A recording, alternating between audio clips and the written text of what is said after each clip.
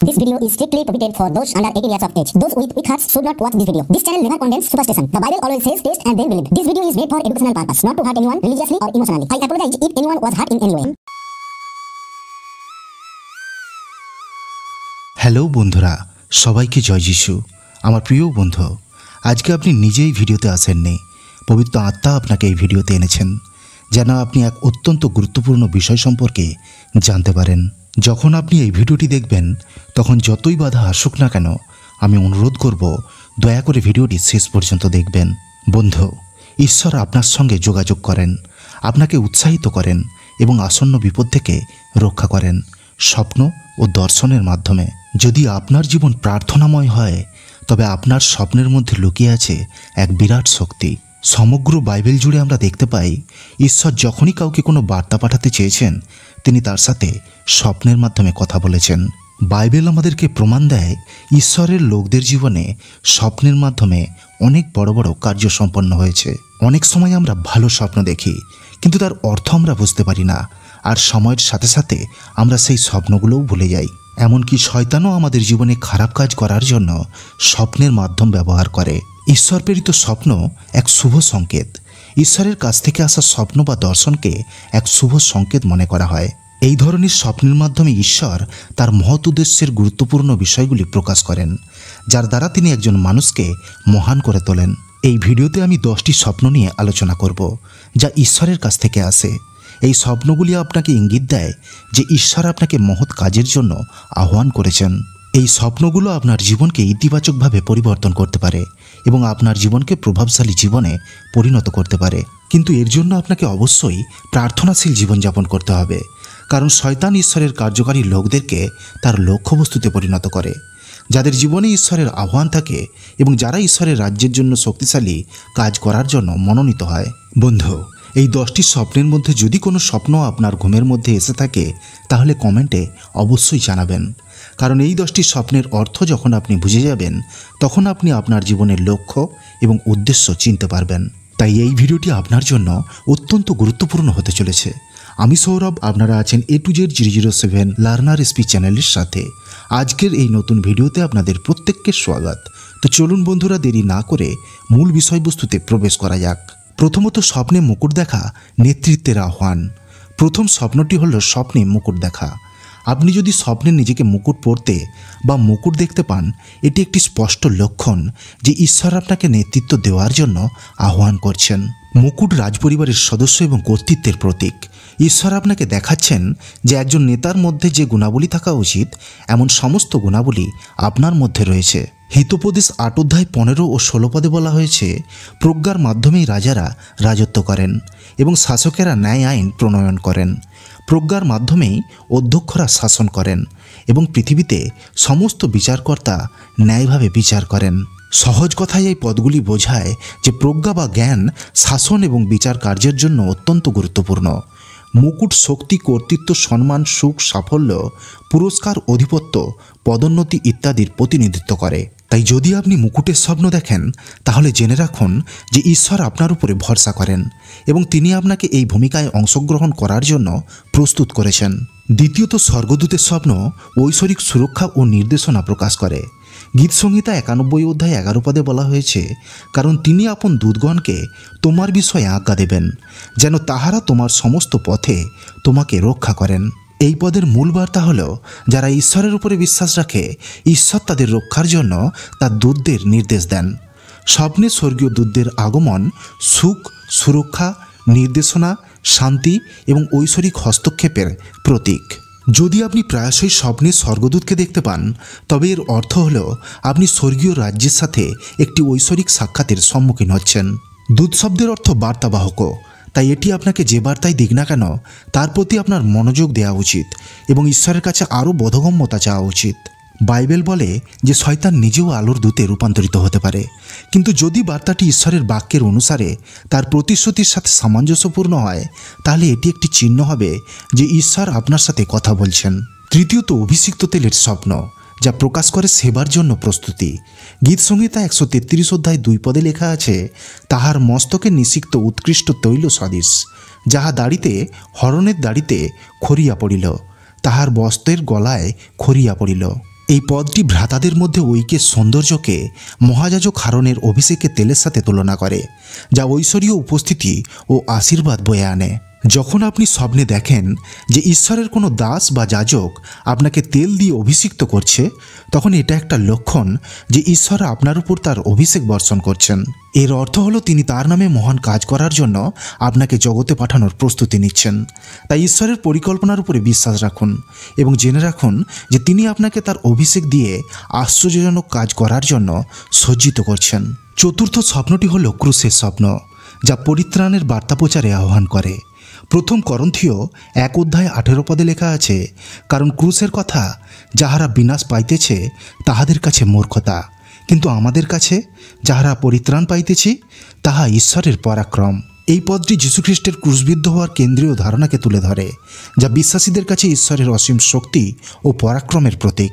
ক্রুশের স্বপ্ন হলো আরেকটি স্বপ্ন যা ইঙ্গিত দেয় যে ঈশ্বর আপনাকে একজন প্রচারক হওয়ার জন্য আহ্বান করছেন। এই স্বপ্নের অর্থ হলো ঈশ্বর চান যে আপনি মানুষের কাছে পরিত্রাণের বাক্য প্রচার করুন এবং অন্যদেরকে খ্রিস্টের দিকে পরিচালিত করুন। ক্রুশ যিশুর আত্মত্যাগ এবং আমাদের প্রতি তার ভালোবাসার প্রতীক। আর যদি আপনি ক্রুশের স্বপ্ন দেখেন, তাহলে এর অর্থ হলো আপনাকে পরিত্রাণের বাক্য ছড়িয়ে দেওয়ার জন্য নির্বাচিত করা হয়েছে। পঞ্চম স্বপ্নটি হলো সিংহাসনের স্বপ্ন, যা ঐশ্বরিক সেবার জন্য মনোনয়ন। প্রকাশিত বাক্য 4:2 বলা হয়েছে, তৎক্ষণাৎ আমি আত্মায় আবিষ্ট হইলাম, আর দেখো স্বর্গে এক সিংহাসন স্থাপিত রইয়াছে এবং সেই সিংহাসনে একজন উপবিষ্ট। এই পদটি যোহনের গভীর আধ্যাত্মিক অভিজ্ঞতা এবং স্বর্গে ঈশ্বরের সিংহাসনের দর্শনকে তুলে ধরে। যদি আপনি দেখেন সিংহাসনে কেউ বসে আছে বা কোনো কক্ষের মধ্যে একটি সিংহাসন রাখা আছে, তাহলে সম্ভবত আপনাকে ঈশ্বরের সেবা করার জন্য আহ্বান করা হচ্ছে। এই স্বপ্নটি আপনাকে সংকেত দিচ্ছে যে ঈশ্বর আপনাকে এক অনন্য উপায়ে তার সেবা করার জন্য মনোনীত করেছেন। যেমনভাবে যোহনকে ঈশ্বরের সান্নিধ্যে সেবা করার জন্য ডাকা হয়েছিল, আপনাকেও একইভাবে সেবা করার জন্য আহ্বান করা হচ্ছে। যদি আপনি এই ধরনের স্বপ্ন দেখে থাকেন, তাহলে বুঝতে হবে আপনার ঈশ্বরের মার্গদর্শন চাওয়া গুরুত্বপূর্ণ, যাতে আপনি বুঝতে পারেন তিনি কিভাবে আপনাকে বিশেষভাবে সেবা করার জন্য আহ্বান করছেন। 6 নম্বর স্বপ্নটি হলো স্বপ্নে কারো আওয়াজ শুনতে পাওয়া, যা আপনাকে সুনির্দিষ্ট উদ্দেশ্য প্রদান করে। আপনি কি কখনো এমন স্বপ্ন দেখেছেন যেখানে আপনি কোনো অচেনা কণ্ঠস্বরকে আপনার সাথে কথা বলতে শুনেছেন? এই স্বপ্নটি ইঙ্গিত দেয় যে ঈশ্বর আপনাকে একটি নির্দিষ্ট উদ্দেশ্যে ডাকছেন। তবে মনে রাখবেন, সবচেয়ে গুরুত্বপূর্ণ বিষয় হলো যেই কণ্ঠস্বর আপনার সাথে কথা বলছে সে আপনাকে কি বলছে, কারণ শয়তানও আপনার স্বপ্নে কণ্ঠস্বর ব্যবহার করতে পারে। যদি সেই কণ্ঠস্বর এমন কিছু বলে যা স্পষ্টতই ঈশ্বরের বাক্য লঙ্ঘন করে, তাহলে তা ঈশ্বরের কণ্ঠস্বর হতে পারে না। কিন্তু যদি আপনার সাথে কথা বলা কণ্ঠস্বর আপনাকে ঈশ্বরের বাক্যের সাথে মিলে যায়, এমন নির্দেশনা দেয়, তাহলে সেই কণ্ঠস্বর ছিল ঈশ্বরের কণ্ঠস্বর। কণ্ঠস্বরটি ঈশ্বরের কাছ থেকে আসা একটি বার্তা হতে পারে, যা আপনাকে ভবিষ্যতে অগ্রগতির দিকে পরিচালিত করবে। যদি আপনি স্বপ্নে কোনো কণ্ঠস্বর শুনতে পান, তাহলে ঈশ্বর আপনাকে ভবিষ্যতে কি করতে হবে সেই সম্পর্কে নির্দেশনা দিচ্ছেন। 7 নম্বর স্বপ্নটি হলো অন্যের জন্য প্রার্থনা করা, যা প্রকাশ করে আপনাকে আরোগ্যদানের শক্তি প্রদান করা হয়েছে। যখন আপনি স্বপ্নে অন্যদের জন্য প্রার্থনা করেন এবং অলৌকিক ঘটনা ঘটতে দেখেন, তখন এটি একটি স্পষ্ট লক্ষণ যে ঈশ্বর আপনাকে আরোগ্য লাভের শক্তি দিয়ে আশীর্বাদ করেছেন। যদি আপনার এমন স্বপ্ন আসতে থাকে, তাহলে উপবাস এবং প্রার্থনার মাধ্যমে আপনার জীবনে এই স্বপ্নগুলি পূরণের জন্য প্রার্থনা করা গুরুত্বপূর্ণ। যখন আপনি স্বপ্নে মন্দ আত্মা তাড়িয়ে দেওয়ার স্বপ্ন দেখেন, তখনও একই কাজ আপনার জন্য প্রযোজ্য। যদি আপনি স্বপ্নে দেখেন যে আপনি কারোর জন্য প্রার্থনা করছেন, তার শরীর থেকে মন্দ আত্মা বের করার জন্য প্রার্থনা করছেন, কিন্তু মন্দ আত্মারা তাকে ছেড়ে যাচ্ছে না, তাহলে এর অর্থ হলো আপনাকে সেবার জন্য ডাকা হয়েছে, কারণ আপনি এখনও আধ্যাত্মিকভাবে খুবই দুর্বল। বাইবেল আমাদের বলে যে প্রার্থনা এবং উপবাস আমাদের আরও বেশি শক্তি অর্জনে সাহায্য করে। তাই নিজেকে আরও বেশি করে প্রার্থনা ও উপবাসে নিয়োজিত করুন, আর ঈশ্বরের কাছে প্রার্থনা করুন যেন তিনি আপনাকে আরও শক্তি ও ক্ষমতা দিয়ে সজ্জিত করেন।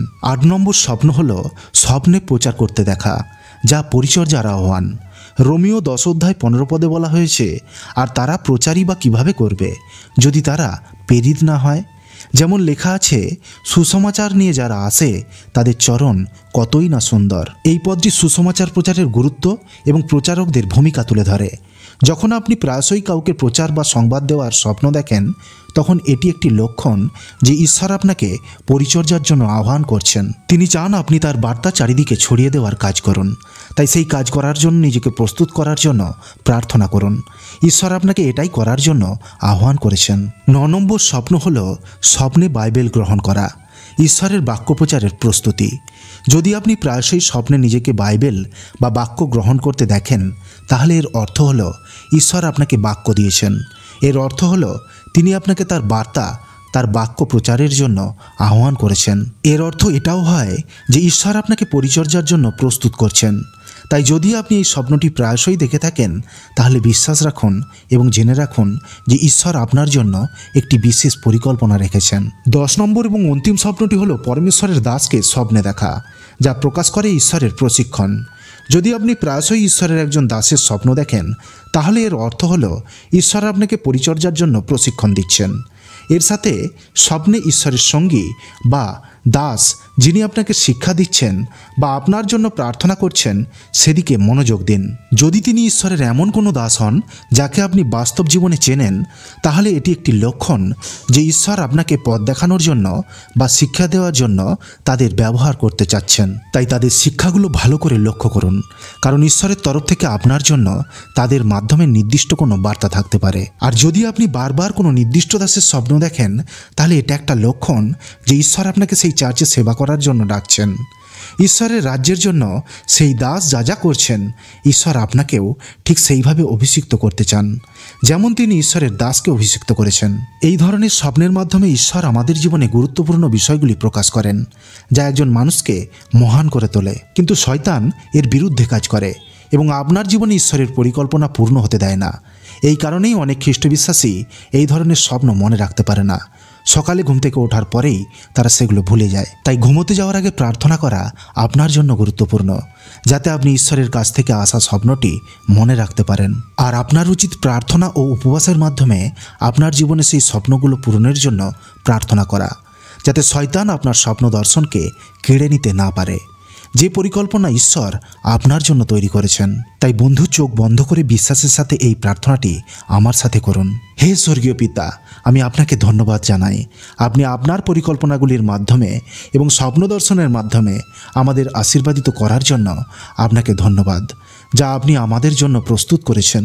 আপনার বচন আমাদের বলে যে আমাদের কোনো কিছু নিয়ে চিন্তা বা উদ্বিগ্ন হওয়ার প্রয়োজন নেই, কারণ আপনি জানেন আপনি কি করছেন।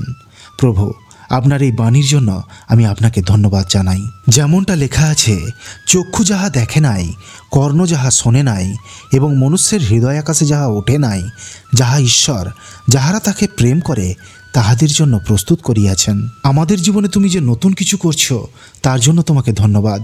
আর তুমি প্রতিদিন তোমার সন্তানদের যে দয়া দেখাও, তার জন্য আমি তোমাকে ধন্যবাদ জানাই। তোমার বাক্য অনুসারে তোমার অনুগ্রহ আমাদেরকে ঢালের মতো ঘিরে আছে। আমি প্রার্থনা করি তুমি আমাদের স্বপ্নগুলোকে শান্তি, আনন্দ ও সাফল্যের স্বপ্নে পূর্ণ করো। আমাকে সেই স্বপ্ন দেখাও যেখানে ভালোবাসা সর্বোচ্চ রাজত্ব করে, যেখানে আমার ভয় সাহস দ্বারা প্রতিস্থাপিত হয় এবং যেখানে আমার বার্তাগুলি আপনার অটল বিশ্বাসে রূপান্তরিত হয়। আমার স্বপ্নে তোমার নির্দেশনা চিনতে পারার স্পষ্টতা আমাকে দাও এবং তোমার পাঠানো বার্তাগুলি বোঝার জন্য আমাকে জ্ঞান দান করো। ঘুম থেকে ওঠার পর আমার স্বপ্নগুলো মনে রাখতে সাহায্য করো, যাতে তোমার দেওয়া বার্তাগুলো থেকে আমি শক্তি এবং অনুপ্রেরণা পেতে পারি। প্রভু, আমি আমার অবচেতন মনকে তোমার চরণে সমর্পণ করছি, কারণ তুমি আমার ভবিষ্যতের নির্মাণকর্তা। আমার মনের মধ্যে থাকা সমস্ত উদ্বেগ ও অশান্তি কাটিয়ে উঠতে আমাকে সাহায্য করুন, আর তার পরিবর্তে আমার স্বপ্নগুলোকে আরও উজ্জ্বল আগামী প্রতিশ্রুতির দিকে পূর্ণ করুন। আমার জীবনের জন্য তোমার ঐশ্বরিক পরিকল্পনায় আমি বিশ্বাস করি, আর আমি জানি যে তুমি আমাকে সেই স্বপ্নের দিকে পরিচালিত করবে যা আমার জন্য তোমার উদ্দেশ্যের সাথে সঙ্গতিপূর্ণ। আমি আমার স্বপ্নগুলোকে তোমার চরণে সমর্পণ করছি, কারণ আমি জানি তুমি তোমার নিখুঁত সময়ে সেগুলোকে পূরণ করবে।